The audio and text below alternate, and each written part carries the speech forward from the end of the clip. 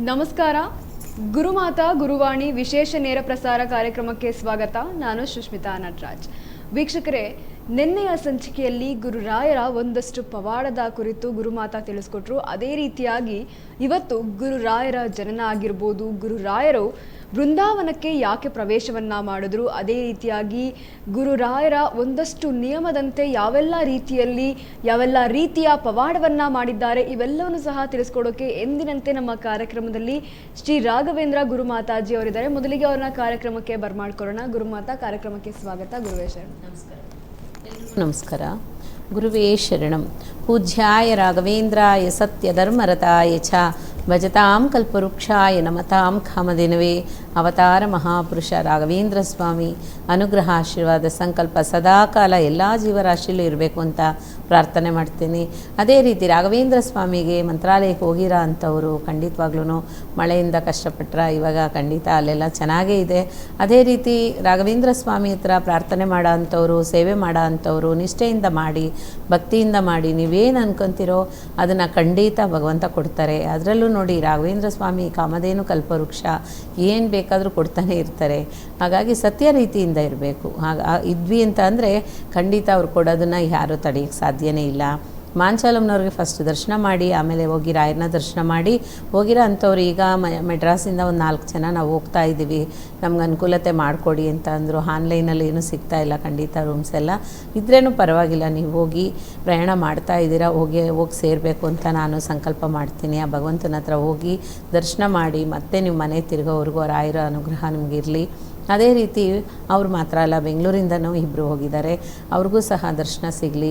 ಕಾರಣ ಏನು ಅಂತಂದರೆ ರಾಘವೇಂದ್ರ ಸ್ವಾಮಿ ಅನುಗ್ರಹದಿಂದ ತುಂಬಾ ಒಳ್ಳೆಯದಾಗ್ತಾ ಇದೆ ನಮಗೆ. ಇವಾಗ ಸ್ವಲ್ಪ ಹೊಟ್ಟೆ ನೋವಾಗಲಿ ಮತ್ತು ಎದೆ ನೋವಾಗಲಿ ಬಂದಿರೋ ಅಂಥದ್ದು, ಹ್ಯಾಂಜೋಗ್ರಾಮ್ ಮಾಡಿದ್ದಾರೆ, ನಮ್ಗೆ ತಡ್ಕೊಳಕ್ಕಾಗ್ತಿಲ್ಲ ಅನ್ನೋರು ಸಹ ಅವ್ರ ಕಡೆಯಿಂದ ಹೋಗ್ತಾ ಇದ್ದಾರೆ ಮಂತ್ರಾಲಯಕ್ಕೆ ಅಂತ ಇರೋವಂಥ ಭಕ್ತರಿಗೆ ಎಲ್ರಿಗೂ ಸಹ ಒಳ್ಳೆಯದಾಗಲಿ. ಅದೇ ರೀತಿ ಇವತ್ತು ಒಂದು ಸರ್ಜರಿ ಇದೆ, ಹಾರ್ಟ್ ಸರ್ಜರಿ.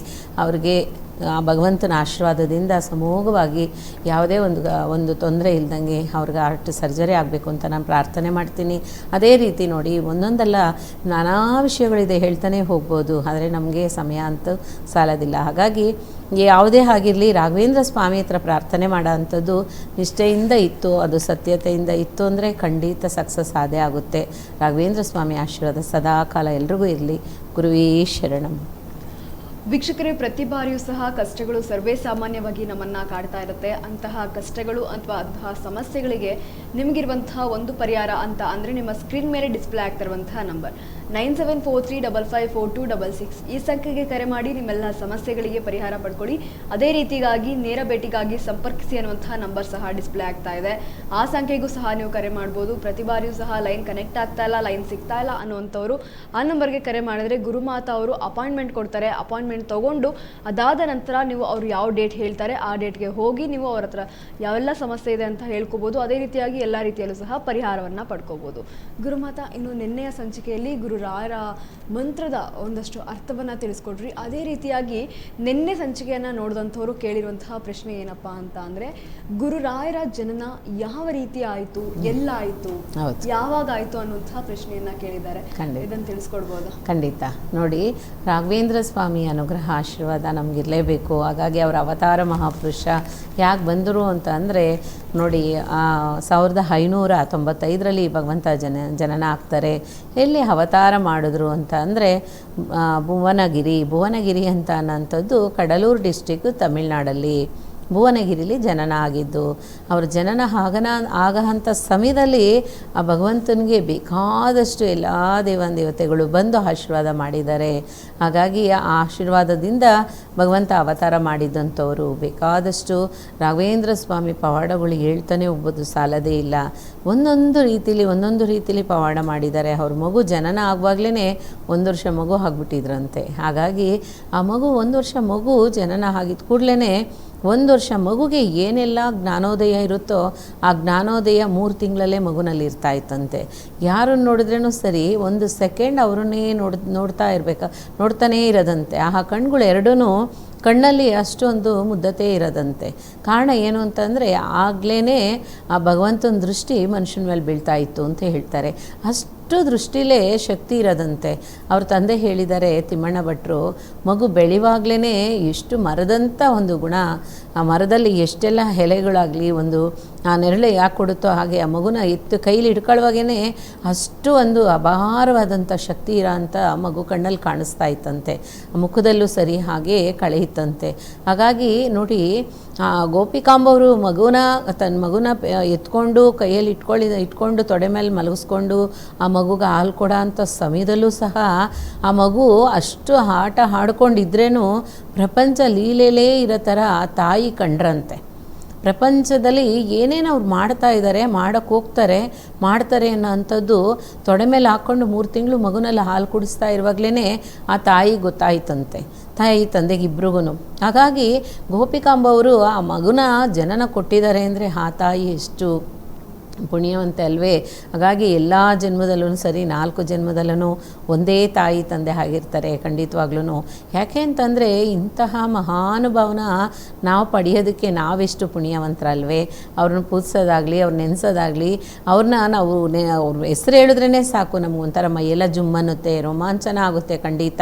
ಯಾಕೆ ಅಂತಂದರೆ ಆ ಮಗುನಲ್ಲಿ ಇರೋಂಥ ಒಂದು ಭಾವನೆಗಳು, ಅದೇ ರೀತಿ ಆ ಮಗುನಲ್ಲಿ ಇರೋಂಥ ಶಕ್ತಿ, ಆ ಮಗುನಲ್ಲಿ ಇರೋಂಥ ಸೌಂದರ್ಯ, ಅಷ್ಟು ಒಂದು ಲೀಲೆಗಳಾಗಲಿ ಹೇಳಕ್ಕೆ ಸಾಧ್ಯ ಇಲ್ದಿರ ಇರೋ ಅಂಥದ್ದಿತ್ತಂತೆ. ಮುಖ ನೋಡ್ಬಿಟ್ಟು ಎಲ್ಲೋದ್ರೂ ಸರಿ ಅದು ಸಕ್ಸಸ್. ಆ ಥರ ಅದಕ್ಕೆ ಹೇಳೋದು, ಚಿಕ್ಕ ಪುಟಾಣಿಗಳ್ನ ಮುಖ ನೋಡ್ಕೊಂಡು ಹೊರಗಡೆ ಹೋದರೆ ಎಲ್ಲನೂ ಸಕ್ಸಸ್ ಆಗುತ್ತೆ ಅಂತ ನಾವು ಹೇಳ್ತೀವಲ್ವ. ಯಾಕೆ ಅಂತಂದರೆ ಆ ಮುಖದಲ್ಲಿ ಯಾವುದೂ ದ್ರೋಹ ಆಗಲಿ, ಮೋಸ ಆಗಲಿ, ಒಂದು ವಂಚನೆ ಆಗಲಿ ಏನೇನೂ ಕಂಡುಬರಲ್ಲ. ಯಾವ ರಾಯರು ಮುಖದಲ್ಲಂತಲ್ಲ, ಎಂಥ ಒಂದು ಚಿಕ್ಕ ಮಕ್ಕಳಾಗಿದ್ರೂ ಸರಿ ದೇವಾನುದೇವತೆಗಳು ಆ ಮುಖಭಾವನೆಯಲ್ಲಿ ಇರ್ತಾರೆ ಅಂತ ಹೇಳ್ತಾರೆ. ಹಾಗಾಗಿ ಅದಕ್ಕೆ ಹೇಳೋದು, ರಾಘವೇಂದ್ರ ಸ್ವಾಮಿ ಹುಟ್ಟಿದಾಗ್ಲಿಂದನೂ ಈ ದಿನವರೆಗೂ ಅವ್ರ ಮಗುನೇ ಎಲ್ರಿಗೂ. ಆ ಥರ ಆ ಗೋಪಿಕಾಂಬ ಮಗು ಹೇಗಿತ್ತೋ, ನಾವು ರಾಯರೇ ಅಂತ ಕರೆಯೋದ, ಮಗುನ ಪಾಪೋ ಅಂತ ಕರಿತೀವಲ್ಲ, ಆ ರೀತಿ ಆ ಮಗುಗೆ ಒಂದು ರಾಘವೇಂದ್ರ ಸ್ವಾಮಿ ಮಗು ಆಗಿದ್ದಾಗ ಅಷ್ಟು ಪ್ರೀತಿ ಇತ್ತಂತೆ. ಹಾಗಾಗಿ ಏನೇನು ನೆನೆಸ್ಕೊಂಡು ಹೋದ್ರೇನು ಸರಿ ಸಕ್ಸಸ್ ಆಗೋದಂತೆ. ಮಗು ಹುಟ್ಟಿ ಬೆಳೀತಾ ಬೆಳೀತಾ ಬೆಳೀತಾ ಒಂದು ದಿನಕ್ಕೆ 1 ವರ್ಷ ಕಾಲ ಮಗು ಆಗಿ ನಿಂತಂಗೆ, 1 ದಿನ ಕ್ರಾಸ್ ಆಯಿತು ಅಂದರೆ 1 ವರ್ಷ ಸೇರಿದಂತೆ ಆ ಮಗುನಲ್ಲಿ ಲೀಲೆಗಳು ನೋಡ್ತಾ ಇದ್ರಂತೆ ತಾಯಿ ತಂದೆ. ಅಕ್ಕಪಕ್ಕದಲ್ಲಿ ಇರೋರೆಲ್ಲರೂ ಸರಿ ಈ ಮಗು ಪ್ರಪಂಚಕ್ಕೋಸ್ಕರ ಹುಟ್ಟಿದ್ದಾನೆ ಅಂತಲೇ ಹೇಳೋರಂತೆ. ಅಷ್ಟು ಭಗವಂತನಲ್ಲಿ ಟ್ಯಾಲೆಂಟು, ಅಷ್ಟು ಭಗವಂತನಲ್ಲಿ ಅಪಾರವಾಗಿದ್ದಂಥ ಶಕ್ತಿ, ಲೀಲೆಗಳು ಬೇಕಾದಷ್ಟು ಅವರು 7 ವಯಸ್ಸಲ್ಲೇ ಏನೇನು ಬೇಕೋ ಎಲ್ಲ ಮಾಡಿದ್ದಾರೆ. ಅದೇ ರೀತಿ ಒಳ್ಳೊಳ್ಳೆ ಕೆಲಸಗಳು ಮಾಡಿದ್ದಾರೆ. ವಿದ್ಯಾ ಅಂತೂ ಕೇಳಲೇಬೇಡಿ, ಸಖತ್ತಾಗಿ ಓದಿರೋ ಅಂಥ ಭಗವಂತ ಅವ್ರಿಗೆ ವಿದ್ಯೆ ಆಗಲಿ, ಸರಸ್ವತಿ ಜ್ಞಾನ ಆಗಲಿ, ಅದೇ ರೀತಿ ವೀಣೆ ಪಂಡಿತ ಅವರು ಎಷ್ಟು ನೋಡಿ ಆ ಪರಿಮಳಾಚಾರ್ಯ ಅಂತ ಬಿರುದು ತಗೊಂಡಿದ್ದಾಗಲಿ, ಒಂದೊಂದು ಗುರುವಾರ ಬರುವಾಗ ಗುರುವಾರ ಖಂಡಿತವಾಗ್ಲೂ ನಿಮ್ಮ ಮುಂದೆ ರಾಯರ ಸ್ಟೋರಿ ಮಾತ್ರನೇ ಇರುತ್ತೆ. ಹಾಗಾಗಿ ಅವ್ರ ಬಗ್ಗೆ ಹೇಳಬೇಕು ಅಂತಂದರೆ ಸಾಲದೇ ಇಲ್ಲ. ಗೋಪಿಕಾಂಬ ತಿಮ್ಮಣ್ಣ ಭಟ್ಟರು ಅಷ್ಟು ಆನಂದ ಪಡೋರಂತೆ. ಆದರೆ ಕಷ್ಟಪಡೋ ಅಂಥ ಫ್ಯಾಮಿಲಿನೇ, ಆದ್ರೇನೋ ಆ ಕಷ್ಟ ಅವ್ರ ಕಣ್ಣಿಗೆ ಕಾಣಿಸ್ತಾ ಇರಲಿಲ್ವಂತೆ. ಯಾಕೆ ಅಂತಂದರೆ ಅಷ್ಟು ಆ ಭಗವಂತನಲ್ಲಿ ಲೀಲೆಗಳಿತ್ತಂತೆ. ಯಾರೇ ಹೋಗಿ ನಿಂತ್ರೇನೋ ಅವ್ರನ್ನ ಹಾಗೇ 1 ನಿಮಿಷ ನೋಡೋರಂತೆ. ನೋಡ್ತಾ ಇದ್ದರೆ ಅವ್ರಿಗೆ ಅನ್ಸೋದಂತೆ ಮಗು ದೃಷ್ಟಿನ ಮೇಲೆ ಬಿದ್ದಿದ್ದಕ್ಕೆ ಏನೋ ಒಂಥರ ರಿಲ್ಯಾಕ್ಸ್ ಆಯಿತು ನನಗೆ ಅಂತ ಹೇಳೋರಂತೆ. ಹಾಗೆ ಆ ಮಗುವಾಗಿರುವಾಗಲೇ ಆ ಪವರ್ ಇತ್ತು ಅಂದರೆ ಹೀಗೆ ಕೇಳಬೇಕಾ? ಅದೇನೇ ಹೇಳೋದು, ಭಗವಂತನಿಗೆ ನೋಡಿ ಎಷ್ಟೋ ವಿಶೇಷತೆ ಇದೆ, ಹೇಳ್ತಾ ಹೋಗ್ಬೋದು. ಅವರು ಬೆಳೆದು ನಿಂತು ಮರವಾದ ಮೇಲೆ ಎಷ್ಟೋ ಜನ ಅವರಿಂದ ಪರಿಹಾರ ಪಡ್ಕೊಂಡಿದ್ದಾರೆ, ಕಷ್ಟಗಳ್ನ ನಷ್ಟಗಳ್ನ. ಅದೇ ರೀತಿ ಮದುವೆ ಆಗದಿರ ಇರೋ ಅಂಥವ್ರು, ಮಕ್ಕಳಾಗದಿರ ಇರೋ ಅಂಥವ್ರು, ಭಾವನೆಗಳಲ್ಲಿ ಎಷ್ಟೋ ಹೇಳ್ಕೊಂಡು ಹೋಗ್ತಾ ಇರ್ಬೋದು. ನಮ್ಮ ಕಷ್ಟ ಭಾವನೆ ಅನ್ನೋಂಥದ್ದು ಹೇಳೋಕ್ಕೆ ಸಾಧ್ಯನೇ ಇಲ್ಲ. ಆದರೆ ಆಗ ರಾಘವೇಂದ್ರ ಸ್ವಾಮಿ ಹುಟ್ಟಿ ಬಂದಂಥ ಆ ಅವತಾರ ಸ್ಥಳ ಭುವನಗಿರಿ. ಖಂಡಿತವಾಗ್ಲೂ ಒಂದು ಟೈಮ್ ಹೋಗ್ಬಿಟ್ಟು ಬನ್ನಿ. ತಮಿಳ್ನಾಡು ಸ್ಟೇಟಲ್ಲಿ ಕಡಲೂರು ಡಿಸ್ಟಿಕಲ್ಲಿದೆ. ಚಿದಂಬರಂ ಹತ್ರ, ಚಿದಂಬರಂ ನಟರಾಜ ಸ್ವಾಮಿ ಇದೆಯಲ್ಲ ಟೆಂಪಲ್, ಅದ್ರ ಪಕ್ಕದಲ್ಲೇ ಇದೆ. ಹಾಗಾಗಿ ಅದನ್ನು ನೀವು ನೋಡೋಕ್ಕೆ ಹೋದ್ರಿ ಅಂದರೆ ಭುವನಗಿರಿ ಹತ್ತಿರ, ಭುವನಗಿರಿಯಿಂದ ಅದು ಒಂದು 3 ಕಿಲೋಮೀಟ್ರ್ ಸಹ ಇರಲ್ಲ, ಅಷ್ಟು ದರ್ಶನ ನೀವು ಮಾಡ್ಬೋದು. ಕಾರಣ ಅದು ಮಾತ್ರ ಅಲ್ಲ, ರಾಘವೇಂದ್ರ ಸ್ವಾಮಿ ಆ ಚಿದಂಬರದಲ್ಲಿ ಇರೋ ಅಂಥ ನಟರಾಜ ಸ್ವಾಮಿನೂ ಸಹ ಪೂಜೆ ಮಾಡಿದ್ದಾರೆ. ನಟರಾಜ ಸ್ವಾಮಿನೂ ಸಹ ಶಿವಗಾಮಿ ಅಮ್ಮನೂ ಪೂಜೆ ಮಾಡಿದ್ದಾರೆ. ರಾಯರು ಒಂದೊಂದಲ್ಲ ಎಲ್ಲ ಕಡೆಗೂ, ಭುವನಗಿರಿ ಮಾತ್ರ ಅಲ್ಲ, ತಂಜಾವೂರು, ಕುಂಭಕೋಣ ಎಲ್ಲ ಕಡೆಗೂ ಮಾಯಾವರ ಮಧುರೆ ಮೀನಾಕ್ಷಿ, ಈ ಕಡೆ ಕೃಷ್ಣ ನಮ್ಮ ಉಡುಪಿ ಶ್ರೀಕೃಷ್ಣ, ಅದೇ ರೀತಿ ಶೃಂಗೇರಿ ಶಾರದಾದೇವಿ, ಮತ್ತು ಅನ್ನಪೂರ್ಣೇಶ್ವರಿ, ಹೊರನಾಡು, ಮೈಸೂರು ಮಹಾರಾಜ ಸಂಸ್ಥಾನ, ಈ ಥರ ಎಲ್ಲ ಕಡೆಗೂ ಹೋಗಿದ್ದಾರೆ. ಯಾಕೆ ಬೆಂಗಳೂರಲ್ಲೇ ಬಂದು ಬೇಕಾದಂಥ ದೇವಿಯರನ್ನ ಪೂಜೆ ಮಾಡಿಬಿಟ್ಟು ಹೋಗಿದ್ದಾರೆ ರಾಯರು. ಅದು ಸಹ ನಿಮಗೆ ಗುರುವಾರ ಹೇಳ್ತೀನಿ, ಯಾವ್ಯಾವ ದೇವಿನ ಬೆಂಗಳೂರಲ್ಲಿ ಪೂಜೆ ಮಾಡಿದ್ದಾರೆ ರಾಯರು, ಯಾವ್ಯಾವ ಸ್ಥಳದಲ್ಲಿ ಇದ್ದರು ಅಂತ ನೋಡಿ. ಡಾಕ್ಟರ್ ರಾಜ್ಕುಮಾರ್ ಅಣ್ಣವ್ರು ಇದ್ದಾರಲ್ಲ, ಅವರು ಊರಿಗೂ ಸಹ ಹೋಗಿದ್ದಾರೆ. ಅವರು ಊರಲ್ಲೂ ಅವ್ರ ಜಾಗದಲ್ಲೇ ಮಠ ಸಹ ಆಗುತ್ತೆ ನೋಡಿ, ಖಂಡಿತವಾಗ್ಲೂ ಹೇಳ್ತೀನಿ ಇವಾಗ. ಯಾಕೆ ಅಂತ ಅಂದರೆ ಅದು ತುಂಬ ದಿವಸದಿಂದ ನಾನು ಹೇಳಬೇಕು ಅಂದ್ಕೊಂಡಿದ್ದೆ, ಅದು ಸಮಯ ನನಗೆ ಬರಲಿಲ್ಲ. ಹೀಗೆ ಹೇಳ್ತೀನಿ, ನಾನು ಮೈಸೂರಿಗೆ ಮಹಾರಾಜರು ರಾಘವೇಂದ್ರ ಸ್ವಾಮಿನ ಕರ್ಕೊಬನ್ನಿ ಅಂತ ಹೇಳಿದಾಗ ಆ ಮಹಾರಾಜನ ಹೇಳಿದ ತಕ್ಷಣ ಕರ್ಕೊಂಡೋಗೋಕ್ಕೆ ಬರ್ತಾರೆ ಮಂತ್ರಿಗಳು, ಕರ್ಕೊಂಡೋಗೋ ಅಂಥ ಟೈಮಲ್ಲಿ ಅಲ್ಲಿ ಸ್ವಾಮಿ ಇಳಿದು ಒಂದು ಜಾಗದಲ್ಲಿ ನಿಂತಿದ್ದಂಥ ಕೂತ್ಕೊಂಡಿದ್ದಂಥ ಸ್ಥಳ. ರಾಘವೇಂದ್ರ ಸ್ವಾಮಿ ಎಲ್ಲಿಗೆ ಹೋಗಿರಲಿ ಅಲ್ಲಿ ಕೂತ್ಕೊಂಡು ರಾಮದೇವ್ರನ್ನ ಪ್ರಾರ್ಥನೆ ಮಾಡೋ ಅಂಥದ್ದು ಅವರಲ್ಲಿ ಇದ್ದಿದ್ದು ನೋಡಿ. ಒಂದೇ ಒಂದು ದೊಡ್ಡ ವಿಷಯ ಏನು ಅಂತಂದರೆ ಅವ್ರಿಗೆ ರಾಮಬಾಣನೇ ಅವ್ರ ಧ್ಯಾನ. ಅದಕ್ಕೆ ಹೇಳೋದು, ರಾಘವೇಂದ್ರ ಸ್ವಾಮಿಗೆ ನೀವು ಧ್ಯಾನ ಮಾಡಿದ್ರೆ ರಾಮಬಾಣ ಇದ್ದಂತೆ, ಆ ಧ್ಯಾನಕ್ಕೆ ಪವರು ಬೇಕಾದಷ್ಟು ಸಿಗುತ್ತೆ. ಅದಕ್ಕೆ ಹೇಳೋದು, 1 ನಿಮಿಷ ಆದರೂ ಧ್ಯಾನ ಮಾಡಿ ರಾಘವೇಂದ್ರ ಸ್ವಾಮಿ ಹತ್ರ ಕೂತ್ಕೊಂಡು ಅಂತ ಹೇಳೋ ಅಂಥದ್ದು. ಅಷ್ಟು ಆ ಸ್ವಾಮಿ ಎಲ್ಲೆಲ್ಲಿ ಹೋಗಿ ಕೂತಿದ್ರೋ ಅಲ್ಲ ಆ ಕಡೆಗೆಲ್ಲ ಬೃಂದಾವನ ಆಗ್ತಾ ಇದೆ. ಅದೇ ರೀತಿ ನಂಜನಗೂಡಲ್ಲೂ ಅದೇನೆ. ನಂಜನಗೂಡು ಸ್ಟೋರಿ ತುಂಬ ಇದೆ, ಒಂದು ದಿವಸ ಹೇಳೋಣ. ಗುರುವಾರ ಖಂಡಿತ ರಾಯರ ಸ್ಟೋರಿ ಮಾತ್ರ ಬಿಟ್ಟರೆ ಬೇರೆ ಯಾವುದೂ ಇಲ್ಲ. ಹಾಗಾಗಿ ಏನು ಅಂತಂದರೆ, ಇವಾಗ ನಾವು ಎಲ್ಲೇ ಹೋಗಲಿ ಏನೇ ಮಾಡಲಿ ಅಲ್ಲಿ ರಾಯರು ಇರ್ತಾರೆ. ನೀವು ಬೆಂಗಳೂರು ಮಾತ್ರ ಅಲ್ಲ, ಯಾವ ಕಡೆಗೆ ಬೇಕಾದರೂ ಹೋಗಿ, ಇವಾಗ ಉಡುಪಿಗೆ ಹೋಗಿ ಅಲ್ಲಿ ಎದುರುಗಡೆನೇ ರಾಯರು ಕೂತಿದ್ದಾರೆ. ಆ ಥರ ಮ್ಯಾಂಗ್ಳೂರಿಗೆ ಹೋಗಿದ್ದೆ ನಾನು. ಹೋದಾಗ ಅಲ್ಲಿ ಬಸ್ ಸ್ಟ್ಯಾಂಡ್ ಹತ್ರ ನಾವು ಆವಾಗ ಕಾರಲ್ಲಿ ಹೋಗಿರಲಿಲ್ಲ, ಬಸ್ಸಲ್ಲಿ ಹೋಗಿದ್ವಿ. ಹೋಗೋಂಥ ಸಮಯದಲ್ಲಿ ನಾನು ನಮ್ಮ ಯಜಮಾನರು ಮಕ್ಕಳು ಹೋಗಿದ್ದಂಥ ಸಮಯದಲ್ಲಿ ನಾವು ಹೀಗೆ ಒಂಥರ ಬೋರ್ ಹೊಡಿತಾ ಇದೆ, ಎಲ್ಲಾದರೂ ಸ್ವಲ್ಪ ವಾಕಿಂಗ್ ಹೋಗೋಣ. ಕರೆಕ್ಟಾಗಿ ಹೋಗ್ಬಿಟ್ಟು ಬರೋ ಅಂಥ ಸಮಯದಲ್ಲಿ ಅಲ್ಲಿ ಆಟೋ ಡ್ರೈವರ್ ಹತ್ರ ಕೇಳಿದ್ವಿ, ರಾಯರ ಮಠ ಎಲ್ಲಿದೆ? ಅಮ್ಮ 10 ನಿಮಿಷನೂ ಆಗಲ್ಲ ಹೋಗಿ, ತುಂಬ ಚೆನ್ನಾಗಿದೆ, ರಾಯರು ಬಂದು ಇಲ್ಲಿ ಕೂತ್ಕೊಂಡಿದ್ದಂಥ ಸ್ಥಳ ಅಂತೆ, ನೀವು ಹೋಗಿ ದರ್ಶನ ಮಾಡಿ ಅಂತ ಅಂದರು. ತುಂಬಾ ಖುಷಿ ಆಯಿತು. ಚಿಕ್ಕಮಂಗ್ಳೂರಲ್ಲಿ ತುಂಬಾ ಖುಷಿ ಆಯಿತು. ಕಾರಣ ಏನು ಅಂತಂದರೆ, ರಾಯರು ಪ್ರಪಂಚದಲ್ಲಿ ಹೋಗ್ದಿರಾ ಅಂಥ ಜಾಗ ಯಾವುದೂ ಇಲ್ಲ ನೋಡಿ. ಇವತ್ತು ಹೇಳ್ತೀನಿ ಕರೆಕ್ಟಾಗಿ ಒಂದು ವರ್ಷ ಅಥವಾ 2 ವರ್ಷದ ಒಳಗಡೆ ಪ್ರಪಂಚದಲ್ಲಿ ಎಲ್ಲ ಕಡೆಗೂ ಬೃಂದಾವನ ಬರುತ್ತೆ. ಪ್ರಪಂಚದಲ್ಲಿ ಎಲ್ಲ ಕಡೆಗೂ ರಾಯರ ಬೃಂದಾವನ ಅದೇ ಆಗುತ್ತೆ, ರಾಯರ ಮಠ ಅದೇ ಆಗುತ್ತೆ ನೋಡಿ. ಪ್ರೈವೇಟ್ ಆಗಿರಲಿ ಅಥವಾ ನಮ್ಮ ಮಂತ್ರಾಲಯಕ್ಕೆ ಸಂಸ್ಥಾನಕ್ಕೆ ಸೇರಿದ್ದಂಥದ್ದಾಗಿರಲಿ, ಖಂಡಿತವಾಗ್ಲೂ ಅದೇ ಆಗುತ್ತೆ. ಯಾಕೆ ಅಂತಂದರೆ ಅಷ್ಟು ರಾಯರು ಬೆಳೀತಾ ಇದ್ದಾರೆ. ಮಕ್ಕಳ ನಡುವಲಲ್ಲಿ ಭಕ್ತರು ಸೆಂಟ್ರಲ್ಲಿ ಅಷ್ಟು ಕೂತ್ಕೊಂಬಿಟ್ಟಿದ್ದಾರೆ. ಭಕ್ತರು ಸೆಂಟ್ರ್ ಅಂದರೆ ಮನಸ್ಸಲ್ಲಿ ಕೂತ್ಕೊಂಬಿಟ್ಟಿದ್ದಾರೆ ಚೆನ್ನಾಗಿ ರಾಯರು. ಅದಕ್ಕೋಸ್ಕರನೇ ಅವ್ರು ನೋಡಿ, ಅವ್ರು ಹುಟ್ಟಿದ್ದು 1595ರಲ್ಲಿ ಹುಟ್ಟಿದ್ದಾರೆ. ಎಷ್ಟು ಅವತಾರಗಳು ಅಂದರೆ ಹೇಳೋಕ್ಕೆ ಸಾಧ್ಯನೇ ಇಲ್ಲ. ಒಂದೊಂದು ದಿವಸನೂ ಒಂದೊಂದು ವಿಷಯನ ನಾನು ನಿಮ್ಗೆ ತಲುಪಿಸ್ತೀನಿ, ಖಂಡಿತವಾಗ್ಲೂ ನನಗೆ ಗೊತ್ತಿರೋ ಅಂಥ ವಿಷಯ. ಅದೇ ರೀತಿ ನಿಮ್ಗೇನಾದರೂ ರಾಯರ ಬಗ್ಗೆ ಗೊತ್ತಿದ್ದರೆ ನನಗೆ ಕಮೆಂಟ್ಸ್ ಹಾಕಿ, ಅದು ಸಹ ಇಲ್ಲಿ ಕೂತ್ಕೊಂಡು ಹೇಳೋ ಅಂಥ ಒಂದು ನಮಗೆ ಇದು ಸಹ ಚಾನ್ಸಸ್ ಸಹ ಸಿಗಲಿ. ಕಾರಣ ಏನು ಅಂತಂದರೆ, ನಮ್ಮ ರಾಯರ ಬಗ್ಗೆ ಆಗಲಿ, ಮಾಂಚಾಲಮ್ಮನವ್ರ ಬಗ್ಗೆ ಆಗಲಿ, ವಾದೀಂದ್ರ ಸ್ವಾಮಿ ಬಗ್ಗೆ ಆಗಲಿ ಹೇಳ್ತಾ ಹೋಗ್ತಾ ಇದ್ದರೆ ಅದು ಲಿಮಿಟೇ ಇಲ್ಲ. ಯಾಕೆ ಅಂತಂದರೆ ನೋಡಿ, ರಾಘವೇಂದ್ರ ಸ್ವಾಮಿಗೆ ಮೊಮ್ಮಗ ವಾದೀಂದ್ರ ಸ್ವಾಮಿ, ಅವರು ಇವ್ರ ಲೀಲೆನೆಲ್ಲ ಬರೆದು ಇಟ್ಟಿದ್ದಾರೆ. ಏನು ಅಂತಂದರೆ, ಸ್ವಾಮಿ ಯಾವ ರೀತಿ ಇರ್ತಾರೆ, ಯಾವ ರೀತಿ ಎಲ್ಲ ಅವರು ಮನುಷ್ಯರುಗಳಿಗೆ ಒಂದು ಆಶೀರ್ವಾದ ಕೊಡ್ತಾರೆ, ಯಾವ ರೀತಿ ಒಂದು ಇರೋಂಥ ಜೀವರಾಶಿ ಎಲ್ಲ ಜೀವರಾಶಿಗಳಿಗೂ ಯಾವ ರೀತಿ ಇದ್ದಾರೆ ಅನ್ನೋಂಥದ್ದು ಅವರು ವಾದೀಂದ್ರ ಸ್ವಾಮಿ ಬರೆದಿಟ್ಬಿಟ್ಟಿದ್ದಾರೆ. ಕಾರಣ ಏನು ಅಂತಂದರೆ, ತಾತ ಆಯ್ತಲ್ವ, ರಾಘವೇಂದ್ರ ಸ್ವಾಮಿ ವಾದೀಂದ್ರರಿಗೆ ತಾತ ಆಗಬೇಕು.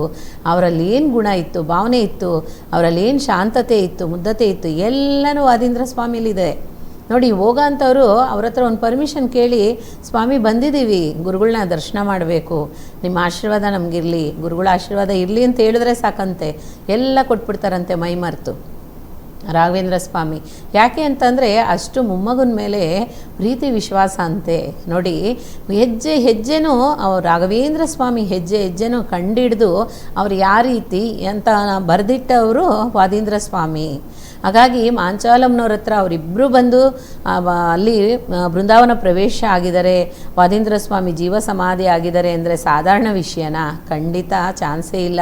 ಅಷ್ಟು ಆ ಭೂಮಿಗೆ ಪವರ್ ಇದೆ ನಾವು ಮಂತ್ರಾಲಯಕ್ಕೆ ಯಾಕೆ ಹೋಗಬೇಕು, ಆ ಮಂತ್ರಾಲಯಕ್ಕೆ ಹೋಗೋದ್ರಿಂದ ನಮಗೇನು ಪ್ರತಿಫಲ ಅಂದರೆ ನೋಡಿ, ಕೃತಾಯುಗದಲ್ಲೇ ಭಕ್ತ ಪ್ರಹ್ಲಾದ ಸ್ವಾಮಿ ಯಾಗ ಮಾಡಿದಂಥ ಸ್ಥಳ, ಭಕ್ತ ಪ್ರಹ್ಲಾದ ರಾಜ ಯಾಗ ಮಾಡಿದಂಥ ಸ್ಥಳ. ಯಾರು ಭಕ್ತ ಪ್ರಹ್ಲಾದ? ರಾಘವೇಂದ್ರ ಸ್ವಾಮಿ ಮೊದಲನೇ ಅವತಾರ. ಹಾಗಾಗಿ ಅಲ್ಲಿ ಯಾಗ ಮಾಡಿದಂಥ ಸ್ಥಳದಲ್ಲಿ ಅದಕ್ಕಿಂತ ಮುಂಚೆ ಬಂದು ನಮ್ಮ ಕೃಷ್ಣನು ಅರ್ಜುನನು ಸಂಚಾರ ಮಾಡೋ ಅಂಥ ಟೈಮಲ್ಲಿ, ಕುದುರೆಯಲ್ಲಿ ಹೋಗೋಂಥ ಟೈಮಲ್ಲಿ, ಆವಾಗ ರಥದಲ್ಲಿ ಹೋಗೋಂಥ ಟೈಮಲ್ಲಿ ಅವರು ಇದರಿಂದ ಕಿರೀಟದಿಂದ ಒಂದು ಮುತ್ತು ಬಿತ್ತಂತಲ್ಲಿ. ಆ ಮುತ್ತನ್ನ ಹುಡ್ಕಕ್ಕೆ ಹೋಗಿದ್ದಾರೆ ಅರ್ಜುನ. ಹುಡುಕುವಾಗ ಕೃಷ್ಣ ಹೇಳಿದ್ದಾರೆ, ಬೇಡ, ಇಲ್ಲಿ ಮುತ್ತಂತೆ ಒಂದು ಮಗು ಬಂದು ನೆಲೆ ಆಗುತ್ತೆ ಕಲಿಯುಗದಲ್ಲಿ, ಅದೇ ತಗೋಬೇಡ ಅಂತ ಹೇಳಿ ಅದೇ ಜಾಗದಲ್ಲಿ ಕೃತಾಯುಗದಲ್ಲಿ ಹೋಮ ನಡೆದಿದೆ. ಹೋಮ ನಡೆದಂಥ ಸ್ಥಳದಲ್ಲಿ ಇದು ನಡೆದಿದೆ. ಅದೇ ರೀತಿ ಅದೇ ಜಾಗದಲ್ಲಿ ಕಲಿಯುಗದಲ್ಲಿ ಬಂದು ರಾಘವೇಂದ್ರ ಸ್ವಾಮಿ ಅವತಾರ ಮಾಡಿದಂಥ ಸ್ಥಳ ಮಂತ್ರಾಲಯ.